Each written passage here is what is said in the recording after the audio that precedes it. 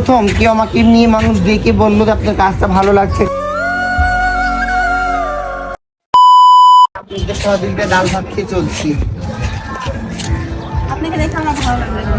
তাই হ্যাঁ আপু, আজকে সারা বাংলাদেশে মাননীয় প্রধানমন্ত্রীর জোয়ার উঠেছে, দেখি যাতে ডেভেলপ করবে, কর্ম করে খাক। এই যে আপনাকে জোর করে ট্রেনে বাসে টাকা নেয় না, আমরা নেমে যাবো ভাই এখনি।